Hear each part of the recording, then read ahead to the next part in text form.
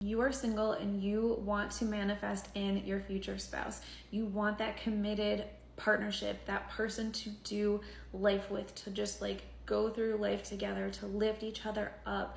You want that and you feel ready for that. And I'm just getting that like the person that will be with, they're not in your life currently. I want to tell you so much more about who this person is and also who they are not. So first of all, I'm getting that for this specific reading, this is not about somebody that you have ever been in a committed relationship with. So I'm sorry, that's just not the case for this collective. I do get the sense that for some of you, you do already know this person, but for many of you, you literally have not even met this person yet. Here's where I think a lot of people get confused. If part 1 fit for you, which it should have, if you're here, you should have part 1 already fitting for you, okay? Where I think a lot of people get confused is then they have a specific person in mind and they're like, oh, this doesn't fit for me. I have news for you.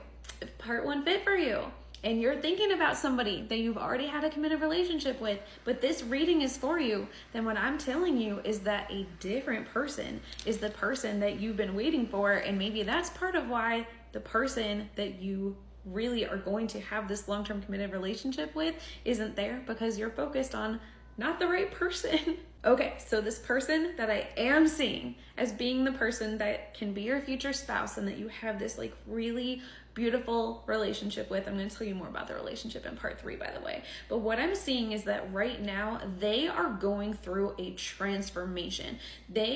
I feel like they are like a phoenix that they purposely like burned themselves down to ash and are trying to rise from the ashes because they got the death card in reverse for like what they're going through right now. And I do feel like in a lot of ways this is something that they intentionally did to themselves, not in a way of like they self-destructed. It was more they were like, I need to like completely like change my life. This was like a they decided to go through this, okay? And then I see it's because what they want to do with the Chariot card and the 10 of Cups, like they want to transform into somebody who is going to be able to move forward to this life. They want this too. They want a long-term committed partnership where they get to have this like gentle, beautiful life with a divine counterpart. I'm trying to give you these clues so that if you don't know them yet, you'll be able to be like, oh my gosh, this is what Beth was talking about in that one reading when you do eventually meet them. They're the type of person with the 10 of Wands and the Knight of Stars where like they do not want their burdens to weigh somebody else down. They feel like they have a lot of burdens to carry and they want to carry those burdens on their own. They also are willing to pick up other people's burdens, but like this is somebody who is not very good at asking for help.